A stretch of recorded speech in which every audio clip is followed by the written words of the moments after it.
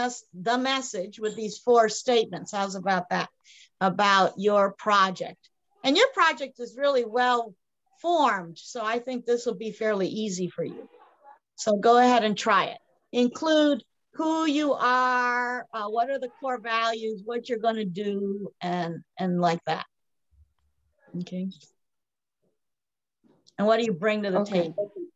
So try that out for size. Because if you think about it, this is exactly like the concise message that you might do in your introductory email when you start working with the European counterparts. So that might be good practice. Okay. Okay.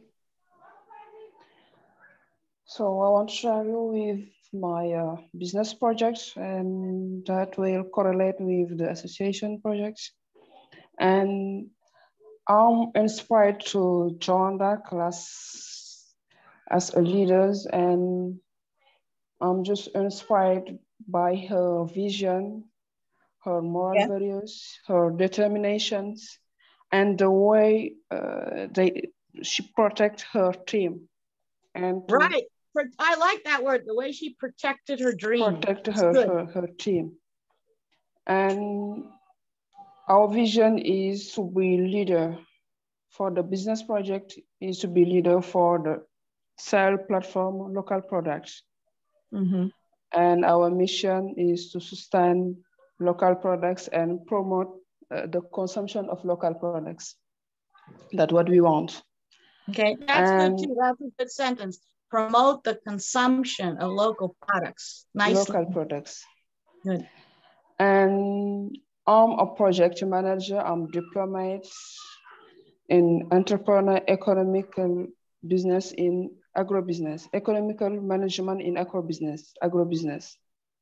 I have 2 bachelor for project manager and entrepreneur management economical in agrobusiness. That's why this project take place. And the action that we have already done, we have testing the market since 2 years. Wow, and okay. Since 2 years, we're testing the market, online market and physical market. I can choose that word, physical market.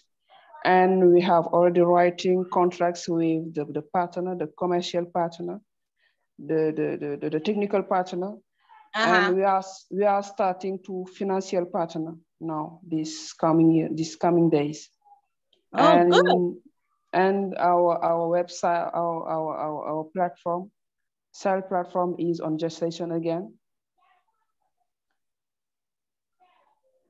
That's it. And for that, our objectives is to gain 15% market share in Senegal.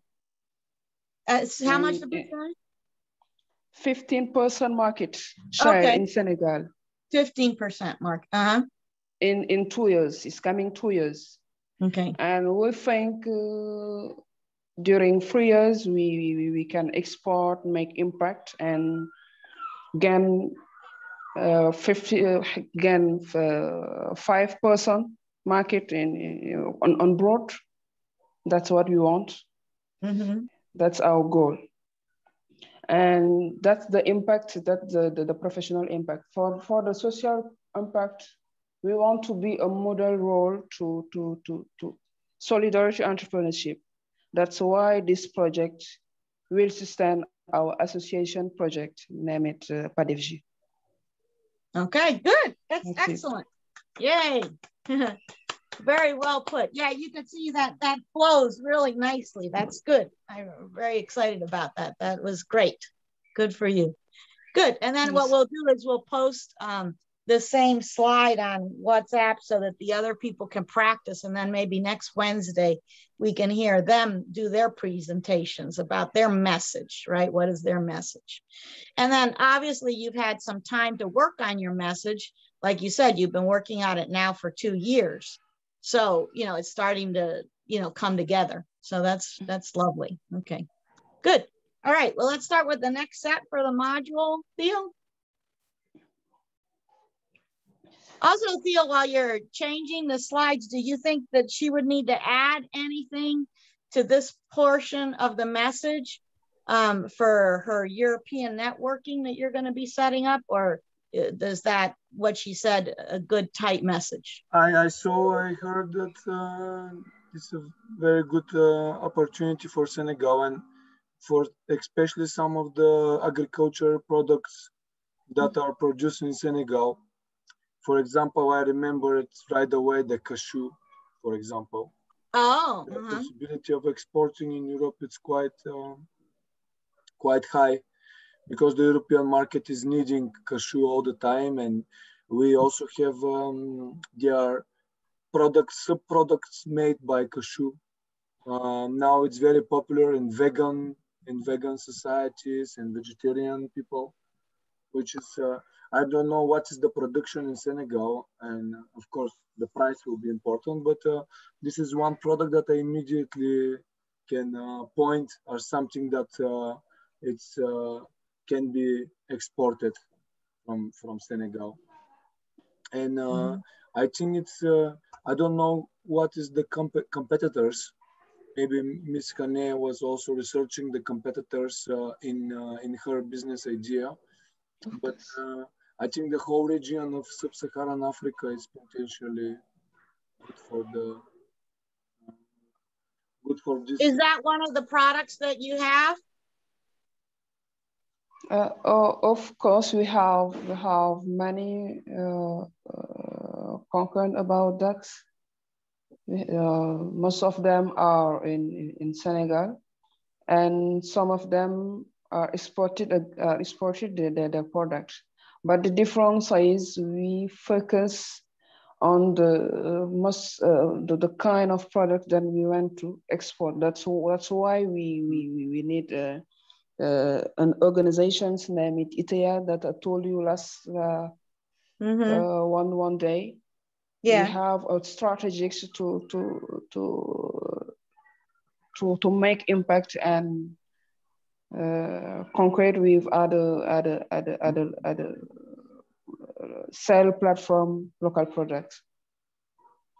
We have already to make connection with other platforms.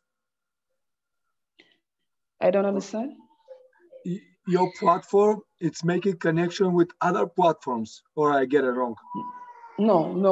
It is our own platform, our own platform. So we see other platform. They collaborate with other e-commerce websites, but we have another way to do it. We have another strategy that we can use. Is your platform is already on internet?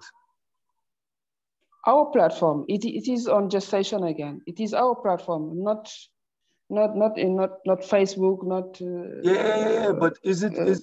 Can I reach it in internet now? If I want to open your platform, is it possible? No, it's not possible because the platform is on gestation again. Okay. Before sharing, we had to put it more products before, but it is on gestation again. Okay, good. Okay, very nice. Yeah. So let's move on to the next one. And also what you shared about the market share and everything, and I think it's quite impressive that you do all of those researches and. Of course, because yeah. Do you have these researchers also for the separate by products? Of course, we have. Which product? What is the share of the market? Of course, that's already done. We have already many kind of products. Then we have many sectors of products that we will buy, but you may know that we cannot share about all of we have to do. Right. Many things. Yeah. That's why last time I sent you this minimum viable product concept. Of course, we consider about that. Yes, I suggest you to consider about starting something small in order to research more immediately, to test the market, what the market wants and what the customers will, and how much they were willing to pay, and And probably the storage, it's also something that, are you gonna store the products or they will go directly from the farmers to the customers? It's something that me and my partner, we have to correlate with two kind of strategic about that, because so we have two of partner, they prefer another strategies, just the deposit sales. Most of them like this kind of strategic, and others prefer one of strategic that we can use. I cannot share about it, but it's that. yeah. You have to keep at least All keep right. Well, let's something go on to secret. the next step then. Okay. Well, that's good. I'm glad that you're taking advantage of you know, the sessions, and you're practicing how you're going to express yourself to the new partners and existing partners. So that's great stuff. All right, so we'll move on to the next set, which is the next full module.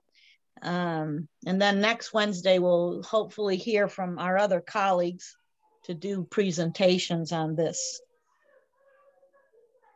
The other one, right? I think there was a different set. This one was, yeah. I think I put it right at the bottom of your email Teams thing. This one, right? Because we did this last time. Is it this one? Okay. Oh. Yeah. Yeah, we did this one with Miss Hane last time. That one. Perfect. Excellent. This one. Great. Okay. New stuff. Okay.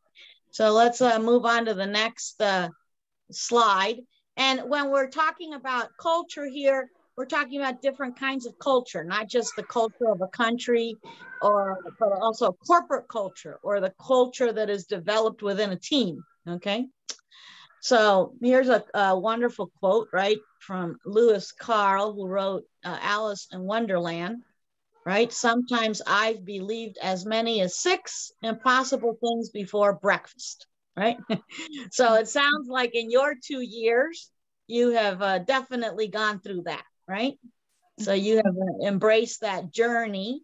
And like you said, you're getting closer and closer and closer to the goal, you know, to the accomplishing your goals, so that you can, you know, reach out on a global level, not just within Senegal, right? So it's part of the journey is also to think of things that might be challenges, and then think about how you can address them. I like to think about that as like suspending disbelief. So, you know, maybe your team can have a brainstorm and you're all discussing and you're going, oh no, but that can't work, or that can't work, or that won't work. So there might be a moment in some brainstorms where you don't talk about what can't work. You just suspend disbelief, right? You leave it suspended in the air. And then you just have a brainstorm about maybe within those impossible things lies your innovation, right? So like that last sentence says, what is the value, that unique value of what you have to offer? As we've seen, a lot of your colleagues are doing agribusiness, right? But you can also see that there are different levels of their development with their project. So everybody's like, you know, like different levels of the development of the project. So one of the things that helps to create innovative aspects of your project is this exercise of thinking of things that might seem impossible, and then just brainstorming how it actually might be possible. Could be real or not, right? It's just the exercise that helps you reach outside of the box. Yeah. Okay. So let's see the next one there. Right. Okay. So this is your the overview for this portion.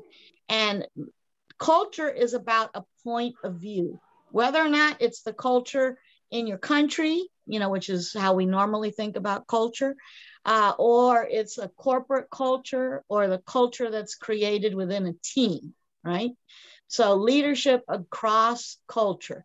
So what you're really looking for here in your Future Friendly Africa project, of course, is creating future leaders for this global society. All of you have said that time and time again. You want to go outside. You want to reach out, right? You want to go beyond Senegal, beyond Africa, right? And regular communication with those new clients or regular communication with team members that might be in satellite places is going to be pivotal, right? Very important.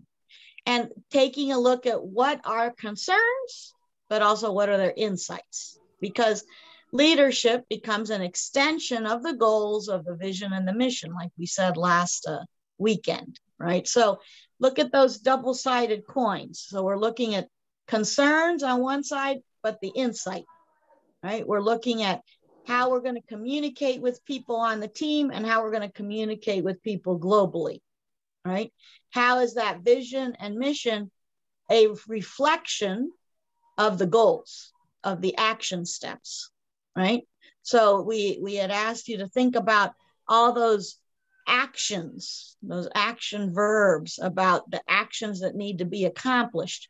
Thinking about those in terms of, are they doable, or are they, doable later, or are they never doable, right? Or are they something that you can thrive to do, right? So I would say that, if somebody had asked me 40 years ago, would I be at this point, I would have never visualized this, right?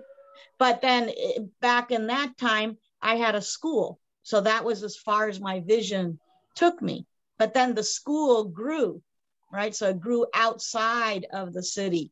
It grew outside of the state. It grew outside of the United States, right? So it took me global. And then when it took me global, the school was no longer a good vehicle for my work, right? Because in order for me to train many trainers, I'd have to go with them. And then now with the pandemic, we have to do it this way, right? With the online learning. So those are things that you can't forecast. But is the vision and the mission flexible, malleable enough to grow as you grow, right? Or because you don't want it to keep you too tight, because you might grow faster than you think. In fact, you've already experienced that, right? So you can grow faster than you think, and especially with these new connections you're going to make with European networking. Wow, there's a big opportunity there. Mm-hmm. So definitely it's about your point of view. So it's a world view, right? Learning English for special purposes is about world readiness. So yeah, you can have just an English class, right? But that's not what this is, right? This is an English class about leadership skills. We can leave the words kind of low, or we can make them deeper, or we can make them harder or more sophisticated.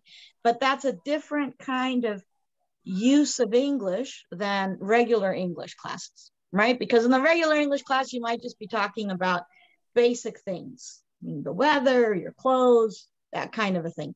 Here we're wanting to hear you practice about your project. How can you share your point of view in English about your project?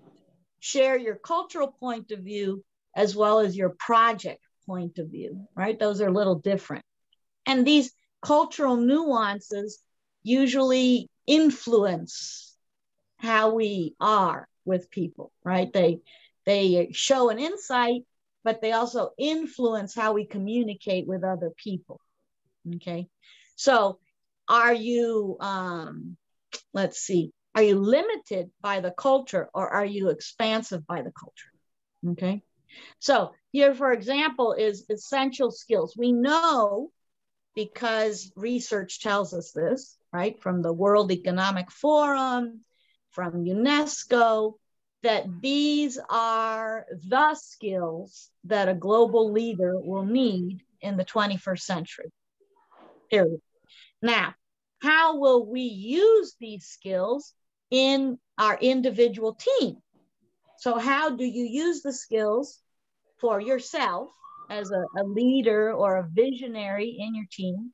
Or how do you use those skills for the team when you're discussing and working with your team. Because obviously you want to practice yourself and then practice with your team so that when you present outside of Senegal or outside of Africa, your new counterparts, your new partners, your new clients say, wow, that's unexpected. I didn't expect that fresh point of view, okay? And it's mainly because these skills show up. So let's look at those one by one. Adaptability. What do you think about adaptability? Is that something that's present in your project that you've noticed for yourself so far? Sorry. That's okay. Adaptability. Is that something that works for your project?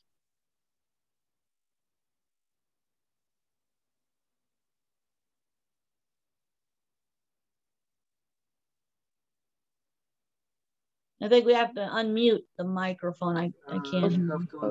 Sorry, I didn't see it. I didn't see it. So if whatever about projects, yeah, it's not only our. It's not so only our. Skill that number one, something you display, and number two, your project displays, or is that something you have to work on? You know, or is it something that's already there?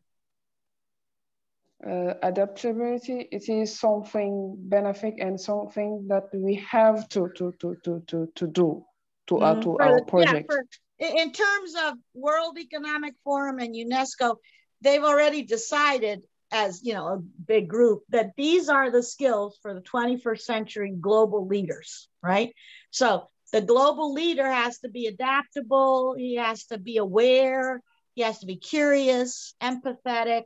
They have to align with whatever their vision and mission and goals are. They have to be open to collaborations, and they need to be able to integrate, you know, feedback, so to speak. So for example, this methodology that we're using here was created by our professor that invented it in the 1950s. Imagine, 1950 in Bulgaria, right? But that methodology was a science. So interesting that now in the year 2021, that methodology is still very viable and important because it had embedded in it these skills. So it has survived the test of time, okay? So that's what we really are looking for, is that in your projects, is there something that you need to clean up in the project, or is the project already set up to stand the test of time in a global market, okay?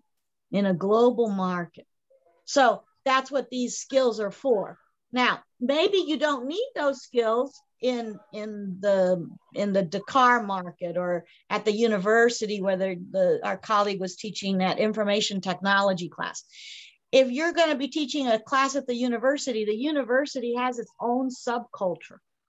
So it might be that he doesn't need these skills within that university because that's a well-established culture. You know what I mean? And there's very little that you're going to be able to do, one professor is going to do to shake the tree, so to speak, right? But when you go outside of systems like what are systems? Schools, universities, companies, you know, big corporate, like big corporate America is a system. Those type of things have their point of view inside. They may or may not have these skills. Now, when these skills are important is when you want to go outside of that, when you want to expand, when you want to have that global reach. Then you need these things because you don't know what's going to be waiting for you out there, right?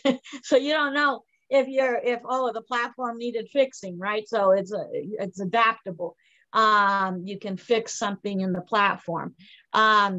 People are asking you a whole bunch of questions about product, and you have to stay curious in order to be able to address the issue of, Okay, well, yes, we do have these products, you know, like even Theo was asking about the cashew thing. And then he told you, well, over here, it's important because of the vegan people and whatever. And then there's some products you can do with the cashews. So you need to be curious enough to ask him key questions about what he's talking about to see if that's something that you can go after, right? So be curious enough. You also have to be empathetic enough with the other person because maybe they don't understand what your world is, right? So, you know, they don't understand that, oh, to grow rice, I needed 2 hectares of land. I need water. I need the seed. I need some guys out there that are going to be taking care of that on a daily basis. So to grow rice, you know, one of our colleagues said this, right? For 90% of Senegalese eat rice. Well, that product might be a very popular product, right? That's aligned with the needs in Senegal and maybe even aligned with needs around the world, right? They have rice in Vietnam, rice in China, Thailand, like all these other places where they grow rice. However, he's going to have to think about how can he collaborate with other countries that maybe don't grow rice, or how does he collaborate with countries who do grow rice? You see what I'm saying? Because when you go outside of Senegal, that's going to open a set of newness, if you will. We'll invent that word. I don't even know if that word is a real word in English, but we'll invent it. Shakespeare could invent words, so can we, right? Newness, right? Newness to that market. So is your project adaptable? Can you show awareness about knowing what the global market needs from you and what you can provide the global market, right? Because that gives you something special, right? And are you curious enough to absorb those questions and sift through the questions? Are any of those questions going to give you an insight to something that you want to pursue? Or are those questions just regular old questions? You know, sometimes people just ask questions to, you know, because that's the way they are. They're not asking a question because it's strategic. They're just asking a question because they like to just ask questions, you know. And then empathy, are they empathetic to you?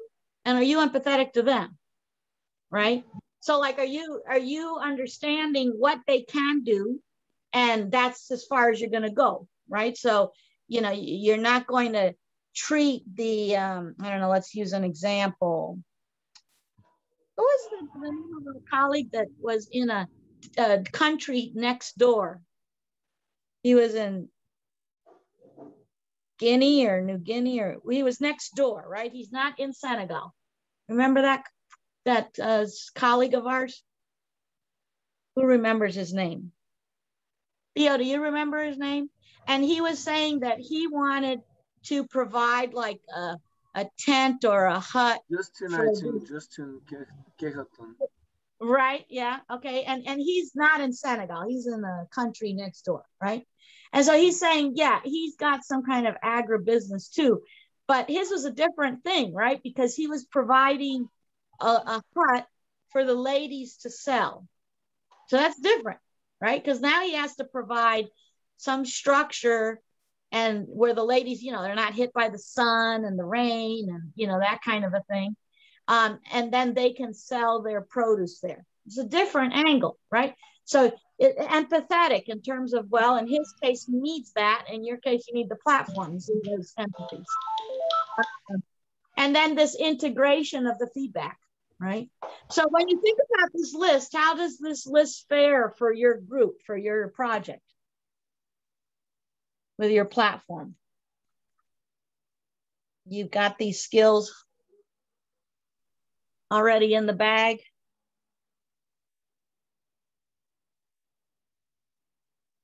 What do you think?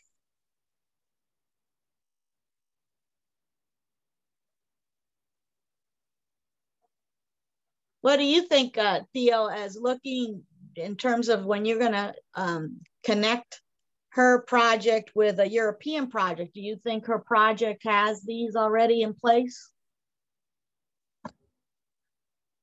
I think many of those are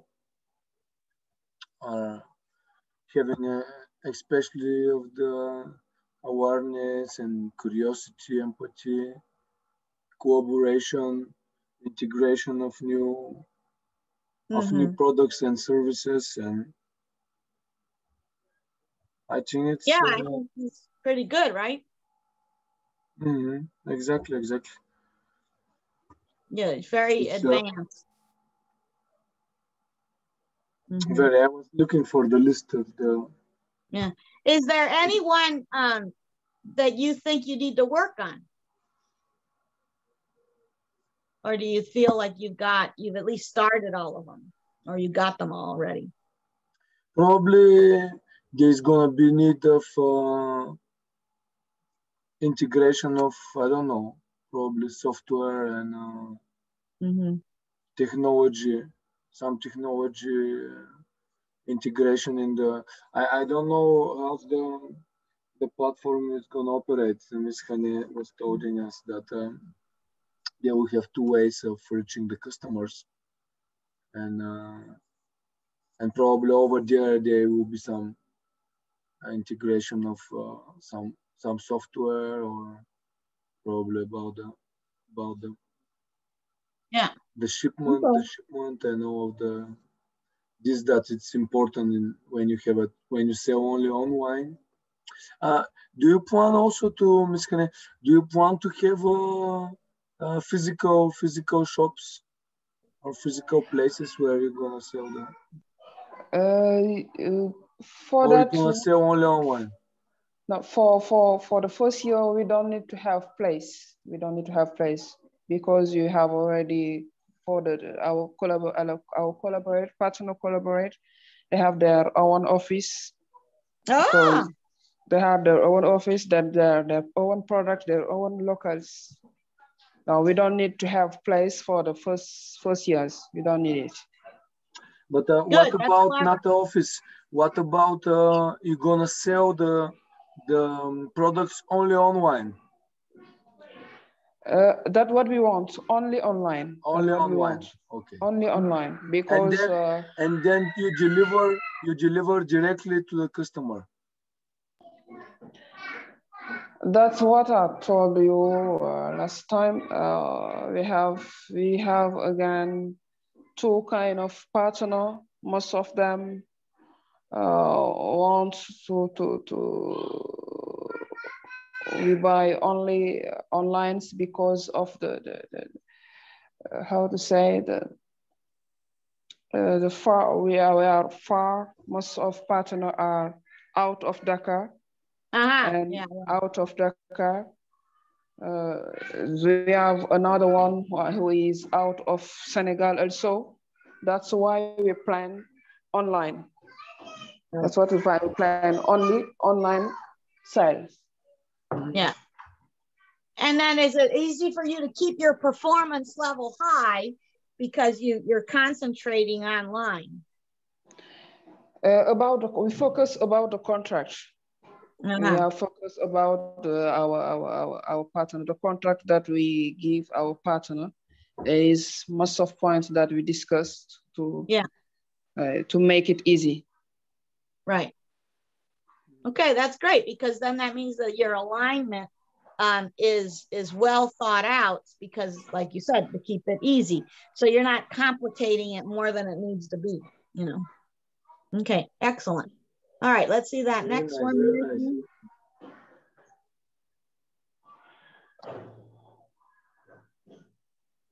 I want to flip, there you go. Okay, so then that brings us to this area of communication. Wow.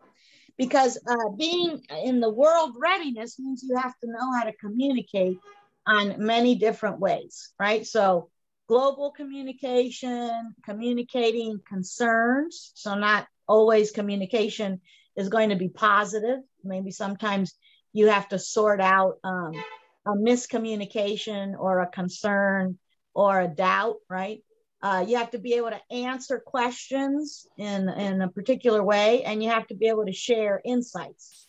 So regular communication is going to be important. And as we know, if we use, like, for example, Google Translate, it's okay, you know, it gives you an idea of what the other person was trying to say. It's not perfect, but it's all right. It gives you that feeling. But if you can communicate within your own level, whether or not it's a low level or a middle level or a high level, then your communication will always be your communication, okay? Because that's where I think, some things get lost in translation, if you will, right?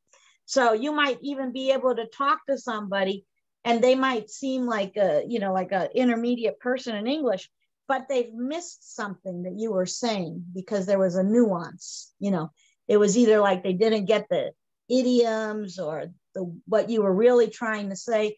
This happens a lot with intermediate speakers of English. There's always these nuances that are lost. It's almost better, I would say, with all my years of experience, it's almost better if you stay simpler with your communication than if you try and overreach with your communication. It's better to keep it simple. Like, you might be able to understand everything the other person's saying, but then when you're answering to them, when you're communicating back to them, keep those expressions simple, okay? And remember that they're in all of these areas. So there's global communication, communicating concerns, that always becomes complicated, right? Questions and answers, like, are you actually answering the question they asked you, right? Or are you answering something else? I don't know how it is for you, but over here, when you have a problem with your computer or a customer service issue and you call a customer service number, we're no longer speaking to someone who is a native English speaker. In most cases, we're speaking to someone in, Bangladesh, or someone in India, or someone in Pakistan, and that's the customer service person, okay? And by and large, those people have a script that they have to read, right? So here you are telling them, my computer doesn't work, I've lost my hard drive, and then they go, oh, I'm so sorry to hear that you're having problems. And usually that just makes you even more crazy, right? Because you're like, did you just hear what I said? I'm not asking you what the weather is. I'm telling you my entire computer is gone, right? And then they're trying to answer with a question answer script that they're reading. So they're not really listening to what the client is saying. So customer service is a fine art that is being lost nowadays. So Ms. Hani, how are you guys going to do your customer service online? Are there going to be some robot chats, or are there going to be like a list of frequently asked questions and answers? So you're going to want to, think about that. How is customer service going to be conducted for your clients online? Which brings us to this one, which is, I think this is a really poignant quote, and we'll probably, we got 10 more minutes. The ripple of your communication, of how you're communicating with someone. So when you create a difference in someone's life, you not only impact their life, you impact everyone influenced by them throughout their entire lifetime. So no act is ever too small. So that ripple effect, when you're answering what seems as a simple customer service question, you're also going to be affecting how that person views buying products online, and how that person views working with an African company, and how that person views buying produce and vegetables online. Okay, so it really will have a big impact. So Amazon, for example, has amazing customer service, right? So if you're unhappy with something, they send it back, or they give you a refund, or they mail you something else. Their customer service is impeccable. And you can even still talk to a person. It isn't always just all online. So think about these ripples. Is there something in place within your customer service for your project, Ms. Hani, that that actually addresses these ripples? Or is this something that you will perfect in the next year, is how you conduct customer service?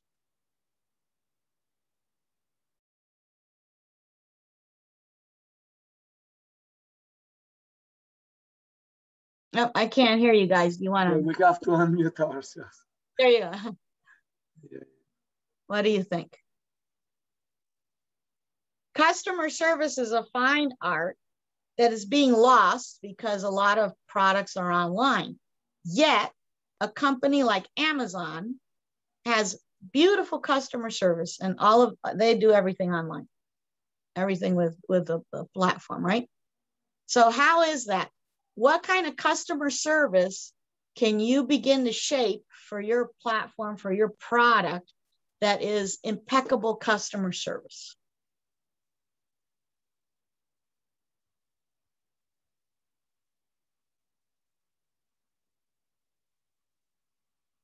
Have you thought about that? You have to unmute the microphone. Sorry. Yeah. That's okay. Sorry. For the customer service, for the product, you have already the property of the product first. Yeah. And we assist the customer how to use the product also. We assist them. Okay. So there is many kind of strategies then we use to sell the product. We have not just the seller. We assist them. Good. Yeah, in another very famous customer service company is Disney World, right? Disneyland, the Disney Corporation.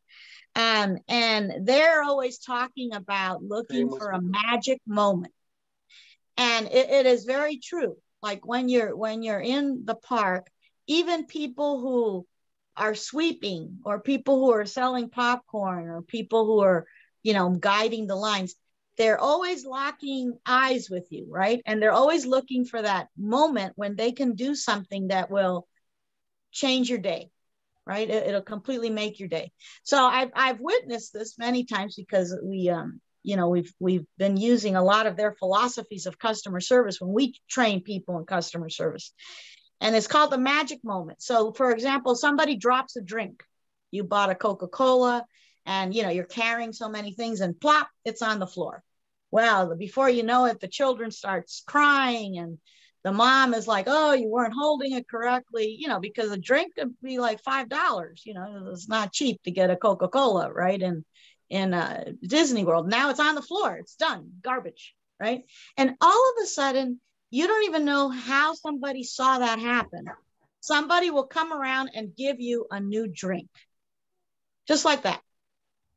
And you're like, oh my God, thank you so much. I was really thirsty. I don't realize how it fell on the floor.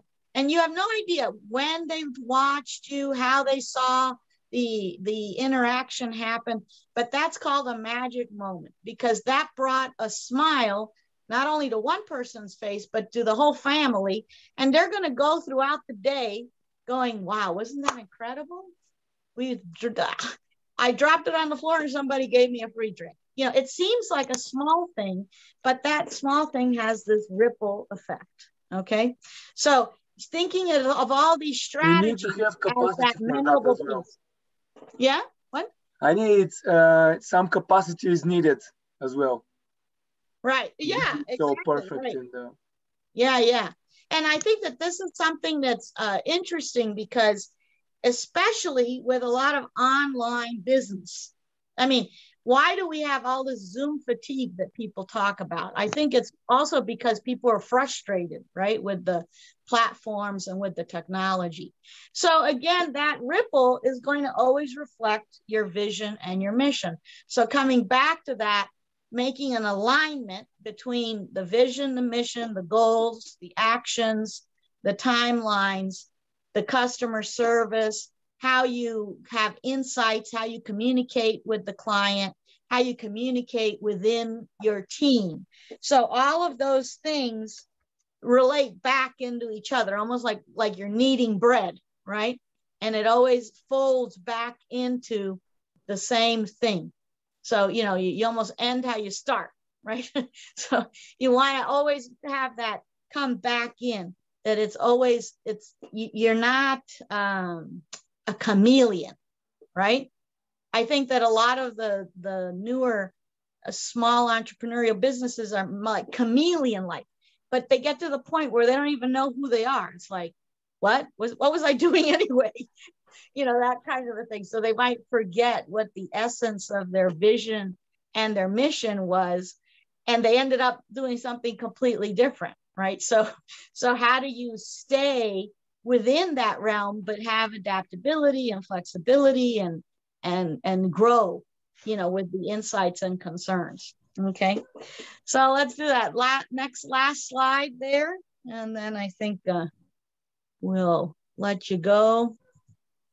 Right, this one. So think about this one, and you can, we'll probably send this to you as a solo slide, which is ways of communicating, right? So asking questions and listening, collaborating, dialoguing, networking. How are you developing your communication so that it is as unique as you are, okay?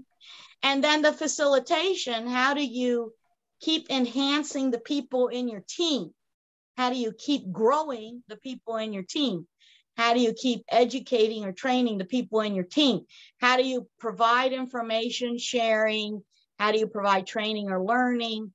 How do you demonstrate commitment with the team effort? So these double-sided coins, on one side communicating with the client, another side communicating internally with your team. And as the leader, you're really facilitating within your team and you're communicating with the client, right? So I think that that's one of the interesting aspects of that is customer service is very clear when people are trained properly to deliver customer service. When people are not trained properly, you know, it's just very fast and they don't care and they give them a script, that will later on affect things. So you said you've already created some strategies for this. So put your strategies to the test, right? So just ask yourself, how do those strategies relate on the communication side with the client? And how do the strategies relate internally, right, with the team? How many people right now do you have on your team, for example? For the business teams? Yeah. For the business teams, we are 3, me and my partner, and me and my partner. Good. Okay. So that's a good enough size so you could still make it malleable, you know, like you can have a brainstorm. Cool. Okay. That's me and my partner, and we have 2 assistants. He have his own assistant, technical assistant. Me too, I have my own assistant, and we collaborate before we collaborate. Good, good, good.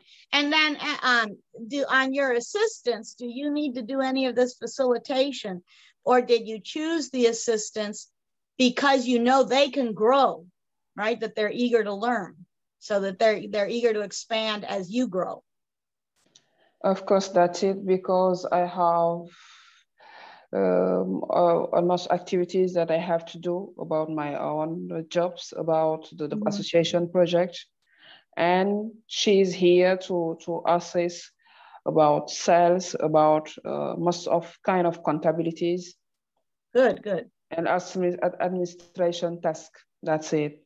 And for my other partner, he's a technical about the website and about financial also. His assistant also assists him about this task.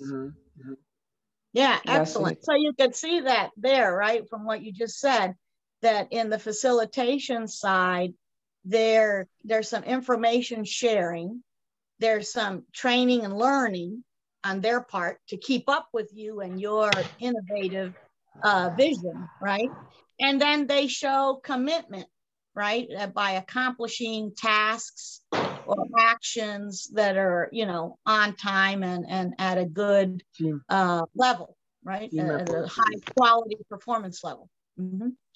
Good, excellent. So that's you know, so these dichotomies or these double-sided coins are always intriguing because they'll either demonstrate that you're like tick, tick, tick, right? Check, check, check. You're ready to go with that.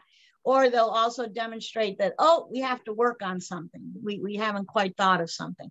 So it's a way of reminding yourself is, you know, are you ready to go or do you need to work on something? Okay. Okay. How do you feel about those two? I think you feel pretty solid, right? The communication and facilitation. From the sounds of it, is good. Can you refresh again? Yeah, I was just saying that. How do you feel about this one in terms of the communication and the facilitation? Like in the customer service, you've got your strategies. And on this one, on the internal dynamic of the team, you know, with the two partners and the two assistants, how do you feel the communication flow is and the facilitation flow is? Yeah, of course, that's interesting, and that's something very, how to say it? That's what we need to right, to make impacts about the project and to show our partner, to show them we know what we have to do. Wow, there you go. You just hit the nail on the head, right? Because you need to show your partners or your new partners that you're networking with that you know what you're doing, right? So that they're not going to be saying, well, I don't really want to partner up with this group in Africa. Instead, they're going to be going, I can't get there fast enough, right? Yes, I really want to do this. Let's make it happen, right? Because there's something in your team that shows that you're, you know, you've got it, you know, you got it going on. You're ready to go. Mm-hmm. Absolutely. Lovely. All right. Very nice. So, very nice. All right. So I think is there one more we're going to stop on, or are we going to stop that on that one? Actually, I was wanted to hear just a few words from Mr. Mbaye. If he I can never see the pictures of the students. Sorry. I always just see the slides. Yes, I'm trying to show it, but Mr. Mbaye, are you still here? Can you hear us?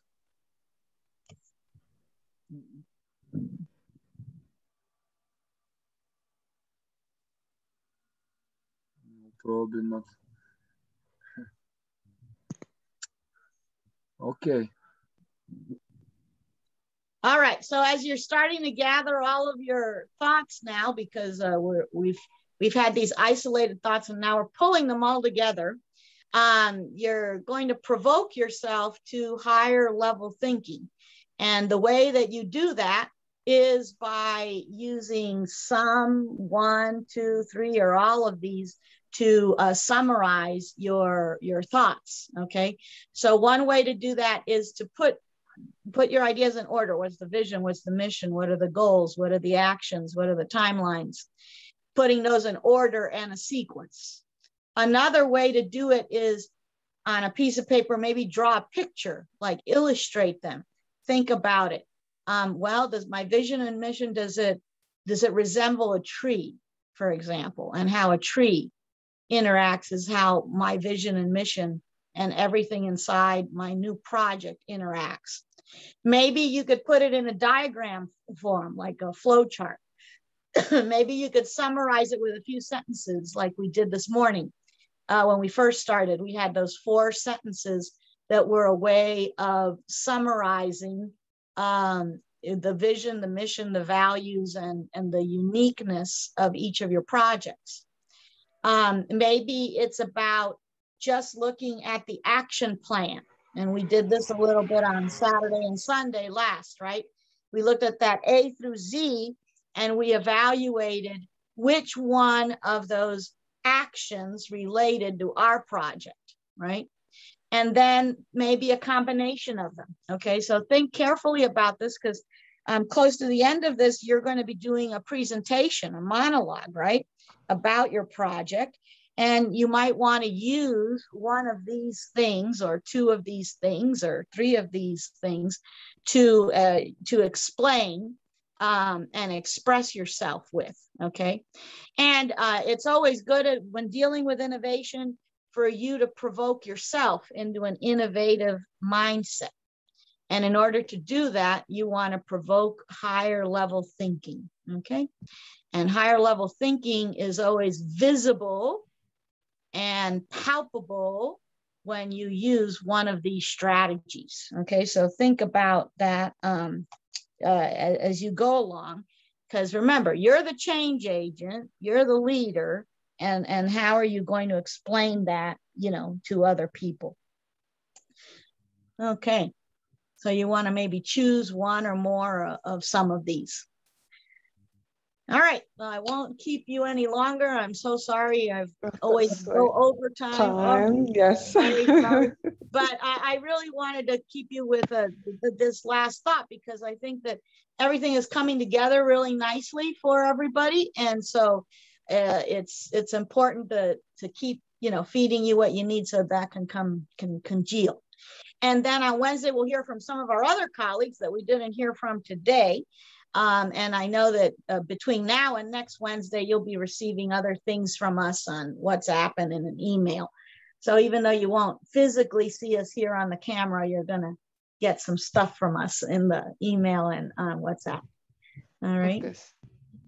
All right. Super. We'll have a good dinner. See, now you have me thinking about fish and rice. Oof. I gotta have that for dinner myself. Have a good evening and okay, thank you. Enjoy your day. See you soon next week. Okay, bye-bye. Thank you. Bye. See you. Bye-bye. See you. Bye, Mr. Mboya.